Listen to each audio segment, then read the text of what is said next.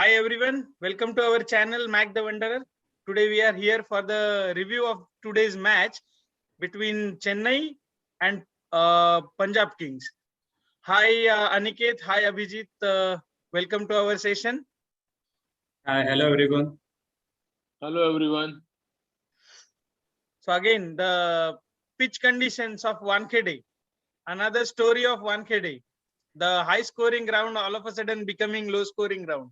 Yeah, the pitch report which given by Sunil Gavaskar mentioned that this same strip was used for the first match between KP and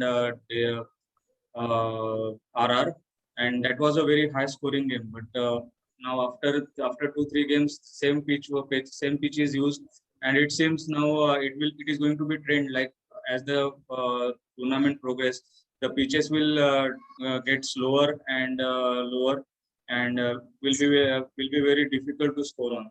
It won't be usual batsman's paradise going forward. It seems like that. What do you think, Aniket?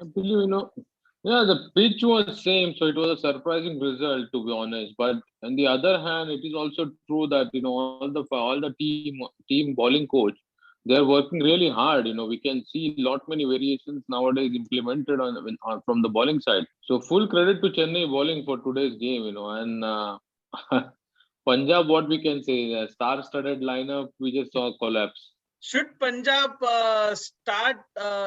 try David Malan instead of Nicholas Puran? In my view, David Malan in place of Chris Gayle would be better option, because Chris Gayle, if he clicks, if he bats, then he is useful for the team. Otherwise, as a fielder, his running between the wicket is not that good. So I feel chance should be given to David Malan in place of Chris Gayle rather than Nicholas Puran. I will rather, replace Nicholas Puran for David Malan, because David Malan seems to be in form. Nicholas Puran, we have seen in lot many other games as well. He's not in touch. Chris Gayle, it's very hard to keep him away because the kind of player required for T20 is the nature of Chris Gayle. If he flicks, he will make sure the match is on Punjab's way. Yeah, he can change the fate of the match by on his own. He don't need anyone else apart from him if he clicks. Exactly, but Nicholas Puran is also a wicketkeeper. So even if KL Rahul decides to do the fielding in the outfield, Nicholas Puran can keep the wicket. So that is additional option available with Nicholas Puran. And I think Nicholas Puran should be given more chance, because once he get his form, then he is also a hard hitter and very difficult to stop. Yeah, that's true. So today Deepak Chahar was bowling incoming seaming deliveries, outgoing seaming deliveries. It was looking like a swinging paradise for the bowlers. Definitely, Deepak Chahar bowled his heart out today, and got the dividend for that. Yeah, actually, ball was not swinging that much, but there was a seam movement from the pitch. Even Shami occasionally got that seam movement while bowling in the second innings. But Deepak Chahar with his seam position, position was slightly used by outswinger, used to outswing the ball.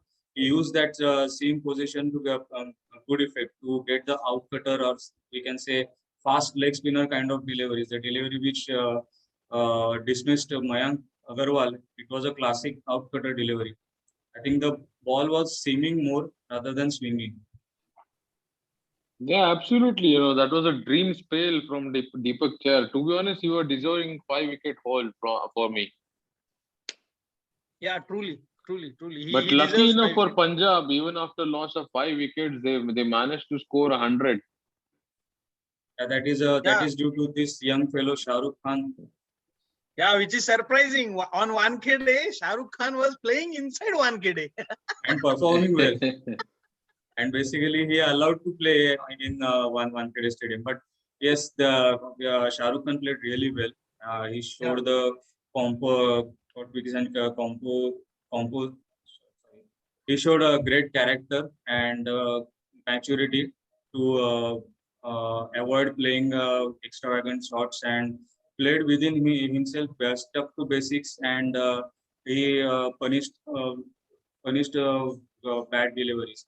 But then, because of his knock, at least Punjab could pass 100 runs. Otherwise, 25 for 4. I think even 50 was very difficult for them. Had Shah Rukh Khan not played his knock. Sir, Ravindra Yeah, Jadeja. absolutely, no. Sorry? Yeah, Aniket, you were saying something. ना मी फक्त त्याला मत देत होतो की हा बरोबर बोलतो मी तू बोलतो Sir, Ravindra Jadeja, one more time with his direct hit. Extraordinary direct hit from his side. He was able to see only one stump and he hit it straight away. Ravindra Jadeja is the best fielder in the world, no doubt about that. And there can't be two thoughts for that also, because the way he throws the ball, it sets him apart from all other players in the world. If you see the speed of his throw, even in today's match, he did the run out while looking at the slow motion for the first time. I thought that KL Rahul will make it very easily, but then the speed of the throw, even in the slow motion, was so fast. I think this is something extraordinary technique he uses to throw the ball, even from the boundary line. His throw comes like a bullet, and he's an exceptional fielder, no doubt about it. And Chennai is yeah blessed for with two best fielders India have produced. One is Suresh Raina, and other is Ravindra Jadeja. Ravindra Jadeja. yeah to be honest for his caliber one stump no stump doesn't matter once the batsman is away and ball is in his hand surely he will hit it Yeah, absolutely, absolutely. First run out of KL Rahul and second catch of Chris Gayle.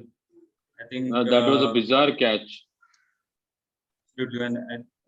good sense of presence by Jadeja when throwing the ball to the correct end, because if you see, the Chris Gayle was late to start the run, but then he didn't target Chris Gayle's end, non-striker end, but he targeted striker's ends, even though it was little difficult for him. But then for Ravindra Jadeja, nothing is impossible. Yeah. He makes some catches looks very easy, but actual it is very difficult. He makes it looks easy. Yes. looks like for Chennai Moeen Ali is the permanent solution at number 3 Yeah, it looks Actually, like.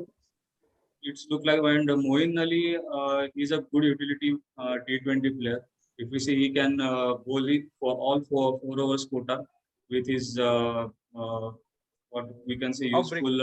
useful off spinners, and he's a good batsman, good left-hander batsman, and he has added the balance which was missing in CSK for last 2 years. I think he's kind of player, he can play at any position. He can open the inning, he can play at one down, which he played today, and he can come down the order and also play effectively as playing at the higher order. But yes, I think Moeen Ali's inclusion in CSK team added little balance which was missing in last 2 editions. Yeah, honestly speaking, Imran Tahir got replaced by Moeen Ali, but Moeen Ali brings additional dimension to the team, Yep. which is most important.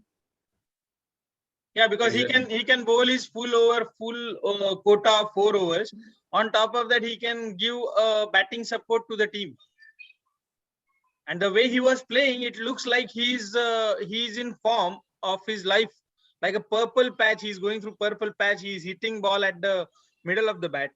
From the ball, word say go, he started hitting the ball, which was exactly. And Moeen Ali, when he came out to bat, he brought some energy in the inning, and from ball one he started hitting, and he also rotated strike very well, running between the wickets between Du Plessis and Moeen Ali was very good, and that brought some sense of urgency in the inning. Otherwise, they were going by 5 runs per over and 4.5 runs per over. But as soon as Moeen Ali came to bat, he started rotating the strike, found boundaries that actually shifted momentum in Chennai's team. Actually, there is no issue of momentum in this match because 107 score is not defendable. Even if it is Wankhede's bad pitch, still someone has to play that energetic inning, and Moeen Ali gave that played that inning for CSK. Yeah, to be honest, when Faf and Moeen Ali were playing, it was looking like a bit easy for Chennai to achieve the target. But towards the end, once Moeen Ali got out, Shami created some momentum for Punjab, Absolutely. though it was too late in the inning. It was too late, and Punjab batsman didn't give enough runs to bowlers to defend.